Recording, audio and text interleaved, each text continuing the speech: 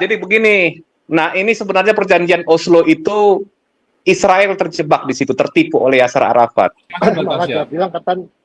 Malah dia bilang katanya Netanyahu ini penyelamat jiwa-jiwa orang Palestina. Soalnya nggak dibom semua. Betul, Pak.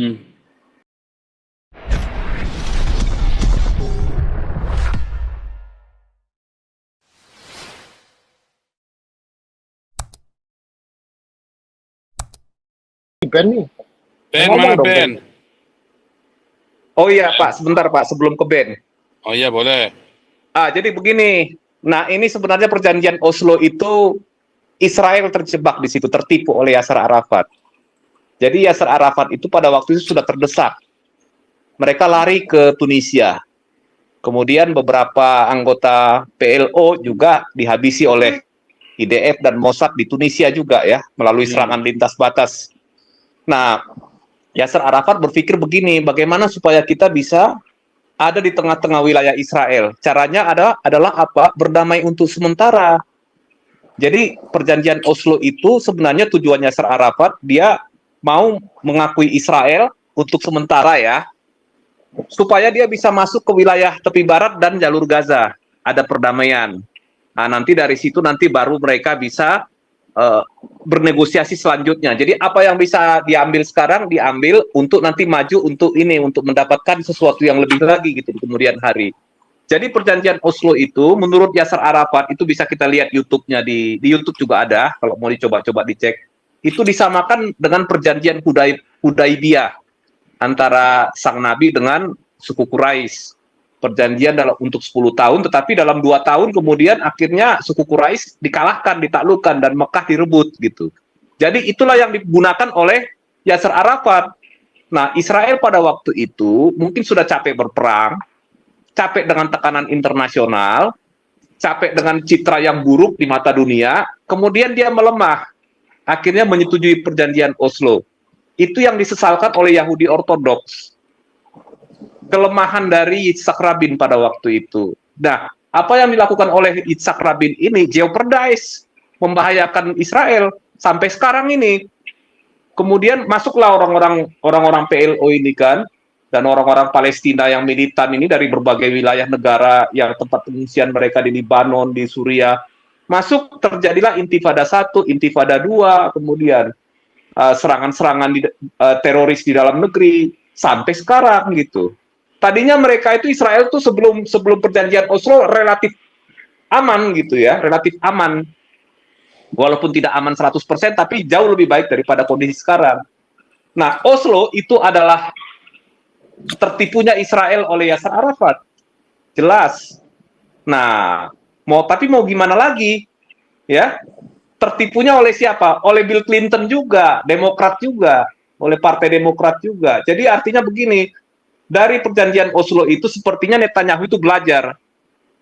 Israel itu harus hidup jangan karena pendapat orang lain atau pendapat bangsa lain atau pendapat komunitas internasional yang ada di seluruh dunia. Israel itu yang memang harus memutuskan sesuatu yang layak untuk hidupnya, bukan karena tekanan ataupun pendapat bangsa-bangsa yang lain. Begitu Pak Paul Dere kira-kira gitu. Oke, lanjut Pak Paul ke Pak siapa? Ben ya, Ben udah datang. England. Mana nih England nih? Ben. Tapi ompong itu ya, bininya sih ya, Yasser Arafat itu kok nggak mau buka suara ya. Dia takut Mestinya ya. Takut. Mestinya dia buka suara. Orang Lebanon kan itu istrinya juga. Iya, kan matinya diracun. Takut kali ya. Terlalu banyak korbannya anak-anak ya, semua nanti bahaya. Iya. Oke, ini si Ben England nih, namanya ganti melulu. Ben England. Ya, selamat malam semuanya. Shabbat Shalom Shalom. dari Indonesia. Thank you. Kalau dari Indonesia mah assalamualaikum kamu. Enggak lah, kita ini aja membawa nilai-nilai Judeo-Kristian di sini. Pak Pastor Paul, Dr. Joseph Pauzang, saya izin Pak, itu saya ada share di grup, di chat. Boleh nggak Pak ditayangin Pak? Boleh, kamu udah jadi co-host. Iya, maksudnya saya kan ini apa namanya, Bapak yang ngeklik gitu, apa ada tautan saya kirim di situ eh dari X atau dari Twitter. Sebenarnya itu semacam inti ini ya. Ini kenapa sih konflik ini lama banget nggak selesai gitu? Itu ya. Izin Pak, dibesarkan dengar bisa menikmati juga dari awal Pak. Ini kenyataan Ya, ya. itu Seru Ben. sebenarnya video lama Bapak Ibu semua ya. Jadi saya rasa sih kacamata konfliknya itu lebih pas kalau yang ngomongin orang Arab asli gitu yang tinggal di region sana ya. Dan aku kira yang waras-waras lah ya. Bahkan seorang dia ini orang Arab Saudi. Dia sendiri udah ngakuin ini kamu tuh nggak punya, kalian khususnya orang Palestina itu nggak punya dasar. Negaranya dari mana, asalnya dari mana, kamu sendiri bukan orang Arab, dia bilang begitu kan. Dan inilah kurang lebih konflik ya selama kurang lebih 76 tahun. Ya intinya itu Israel, pemerintahnya, penduduknya namanya, berhadapan dengan kelompok yang asal usulnya nggak jelas, negaranya nggak jelas, sejarahnya nggak jelas gitu.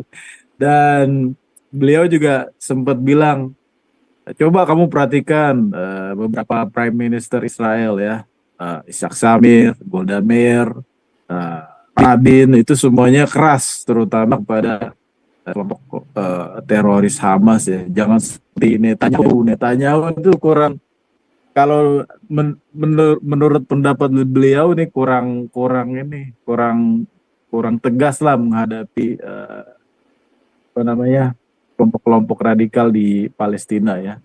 Ya buktinya apa ya, ini konflik ini udah lebih dari 9 bulan mungkin ya. Belum selesai malah melebar ke sana kemari. Itu dari saya Pak Pastor. Ya, lanjut. Siapa nih? Ini Thank Tasya. you. Tumben Tasya nggak masuk nih Tasya. Malah, Tasya masuk nggak malah Tasya? dia bilang katanya Netanyahu ini penyelamat jiwa-jiwa orang Palestina. Soalnya nggak dibom semua. Betul Pak. Hmm. Sama ini Pak, apa, kalau di Indonesia kan kadang dari Netanyahu itu setanyahu ya. Kalau kita pikir dengan tegas ya, dengan jelas gitu ya. Ini orang ini licik, memang kayaknya sepertinya dia memang sudah ditakdirkan untuk lahir menghadapi situasi seperti ini. Dia Israel bisa fight, bertahan terus ya, bisa prevail gitu. Orang lain dia suruh perang, tapi anaknya sendiri malah kan ke Miami ya Pak Andi kalau nggak salah, liburan. Anak laki-lakinya tuh yang Iya, nomor 2 anaknya apa malah nomor pergi ya, ke Amerika. Iya. Ini ada pesan sponsor, saudara. Saudara, kita Dokter Medsos jam 6 sampai jam 9 ada pembagian kursi roda gratis. Syaratnya Anda harus masuk ke Zoom-nya Dokter Medsos. Sama ya, setiap jam Zoom-nya sama seperti Zoom ini. Pembagian kursi roda gratis. Anda syaratnya harus miskin dan tidak boleh pakai calo. Berkali-kali orang ya, saya dari yayasan ini mau minta 5, mau minta 6, nggak boleh saudara. Harus pasiennya sendiri yang masuk. Karena kita khawatir nanti dijual belikan kursi roda itu.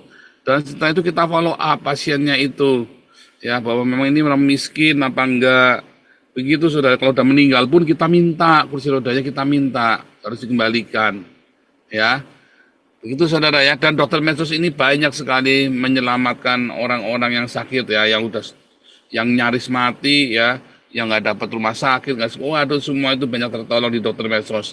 Anda tolong bantu viralkan juga Dokter Medsos jam 6 sampai jam 9 ya.